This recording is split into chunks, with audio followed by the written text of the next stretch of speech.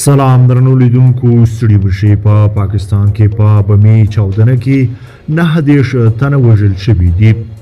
جزئیات سره ویډیو کې وګورئ او چینل هم سبسکرایب کړئ. پاکستانی مقامات ویلي دي چې د پاکستان په خیبر پختونخوا ایالات کې په یوه سیاسي غونډه کې د بمي چاودنې له امله لږ تر لږه 9 تنه وژل شوي دي او په لسګونو نور ټپیان شوي دي.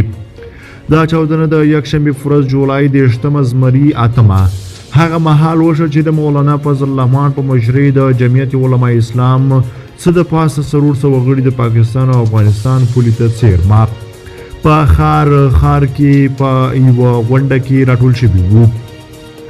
د خیبر پختونخوا ایالات د روغتیا وزیر یاز انور د فرانس پریس خبري اژانس ته وویل زه دا تاییدولی شم چې 9 جسدونه او 130 ټپیان روغتونونو ته انتقال شوي دي او د 18 ټپیانو حالات نازک دي. د چاودنې د زیانزورونه چې په ټولنیزو شبکو کې خپاره شوي په سیمه کې ډېری جسدونه ښایي چې د ژغورونکو لخوا امبولانسونو ته لیږدول کیږي. تر اوسه کومې وسله والې ډلې د دې پیښې پړه پر غاړه نه ده اخیستې، خو د اسلامي دولت ډلې داعش د پاکستان د جمعیت علماء اسلام ګوند پر غړو څو ځله بریدونه کړي دي. جمعیت علماء اسلام د پاکستان په شمال او لویدیځ کې د دینی مدرسو او جماعتونو پراخه شبکې لري. په افغانستان کې د اسلامي امارت حکومت د یوې اعلامیې په خپرولو سره دغه برید غندلی دی او هغه یې یو نه توجیه کېدونکی جنایت بللی دی.